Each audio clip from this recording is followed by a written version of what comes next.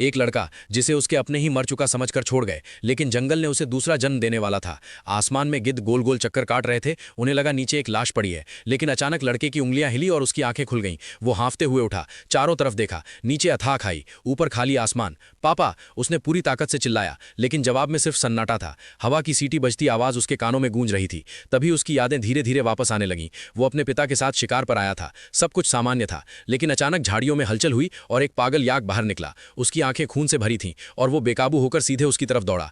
अगले ही पल उसने इतनी जोरदार टक्कर मारी कि लड़का हवा में उछल गया और सीधा चट्टान से नीचे गिरने लगा। गिरते समय उसने घबराकर किसी सहारे को पकड़ने की कोशिश की। उसकी उंगलियां एक पत्थर तक पहुंची, लेकिन पत्थर उसकी पकड़ में आते ही टूट गया और वो और तेजी से नीचे गिरता चला गया। उस पल उसे साफ समझ आ गया कि अब उसे खुद ही अपनी किस्मत से लड़ना होगा। उसने पूरी ताकत से चट्टान की दरारों को पकड़ने की कोशिश की। कुछ क्षण के लिए उसका शरीर रुक गया, लेकिन पसीने और बारिश की बूंदों की वजह से उसका हाथ फिसल गया। नीचे सिर्फ गहराई थी और मौत उसका इंतजार कर रही थी। आसमान में काले बादल छा गए और तेज बारिश शुरू हो गई। पानी नीचे भरने लगा। उसने नीचे झांका और महसूस किया कि यही शायद उसका आखिरी मौका है। उसने अपने डर को दबाया, आंखें बंद की और पूरी ताकत के साथ छलांग लगा दी।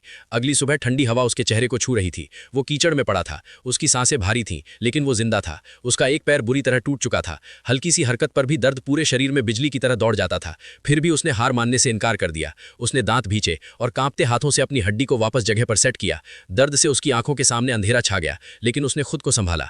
उसने आसपास से लकड़ियां इकट्ठा की और अपने पैर को सहारा देकर खड़ा होने की कोशिश की। हर कदम जैसे किसी सजा से कम नहीं था, लेकिन वो चलता रहा, गिरता रहा, फिर उठता रहा। घंटों की मेहनत के बाद आखिरकार वो चट्टान के ऊपर पहुंच गया, लेकिन वहां जो उसने देखा, उसने उसके अंदर की सारी उम्मीद तोड़ दी। वहां उसके नाम की कब्र बनी हुई थी, पत्थर पर उसका नाम खुदा था। इसका मतलब था कि उसके अपने ही उसे मर चुका मान चुके थे।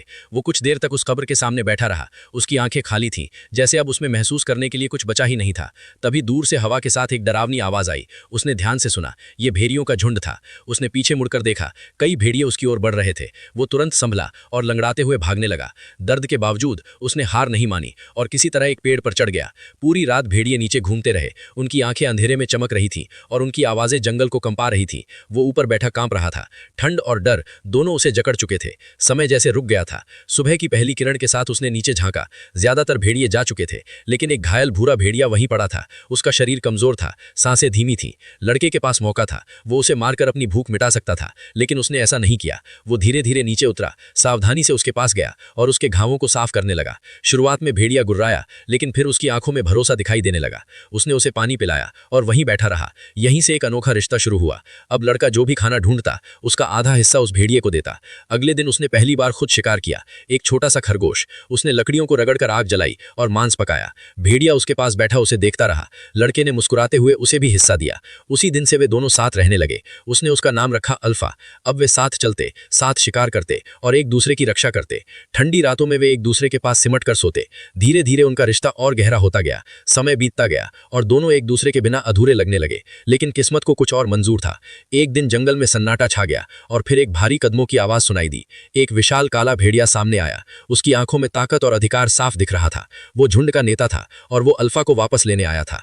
अल्फा ने लड़के की ओर देखा। उसकी आंखों में दुविधा थी, जैसे वो फैसला नहीं कर पा रहा हो। लड़के ने उसकी तरफ देखा और धीरे से सिर हिलाया। ये इशारा था जाने का। कुछ पल बाद अल्फा मुड़ा और अपने झुंड के साथ चला गया। लड़का फिर से अकेला रह गया, इस बार पहले से ज्यादा टूटा हुआ। कुछ दिन बाद वो बर्फीले इलाके में पहुंचा, जहां हर तरफ सिर्फ सफेदी थी। ठंडी हवाएं उसके शरीर को काट रही थीं। वो कमजोर हो चुका था। भूख और थकान ने उसे लगभग खत्म कर दिया था। तभी अचानक उसके पैरों के नीचे की बर्फ चटकने लगी और अगले ही पल वो सीधे बर्फीले पानी में गिर गया। पानी इतना ठंडा था कि उसका शरीर तुरंत सुन्न होने लगा। उसने बाहर निकलने की कोशिश की, लेकिन उसकी ताकत खत्म हो रही थी। वो धीरे धीरे डूबने लगा। उसे लगा अब सब खत्म हो गया है। उसकी आंखें बंद होने लगीं। तभी अचानक पानी में जोरदार हलचल हुई। एक भेड़िया उसमें कूदा। वो अल्फा था। उसने पूरी ताकत लगाकर लड़के को ऊपर धक्का दिया और उसे बाहर खींच लिया। लड़का ठंड से कांप रहा था। उसकी सांसें तेज हो गई थीं। उसने तुरंत लकड़ियां इकट्ठा की और आग जलाने की कोशिश की। इस बार उसने तेजी से आग जला ली। उसने अपने कपड़े सुखाए और खुद को गर्म किया। अल्फा चुपचाप उसके पास बैठा रहा। उसकी आंखों में वही पुराना अपनापन था। उस दिन के बाद वे फिर से साथ हो गए, लेकिन इस बार उनका रिश्ता पहले से कहीं ज्यादा मजबूत था। अब वे सिर्फ जिंदा रहने के लिए नहीं, बल्कि एक दूसरे के लिए जी रहे थे।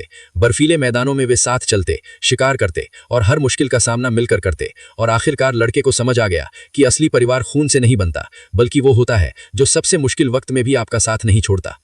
अगर तुम भी मानते हो कि असली परिवार वही है जो मुश्किल वक्त में साथ खड़ा रहे तो अभी इस वीडियो को लाइक करो और कमेंट में अल्फा लिखो और ऐसी ही दिल छू लेने वाली कहानियों के लिए चैनल को सब्सक्राइब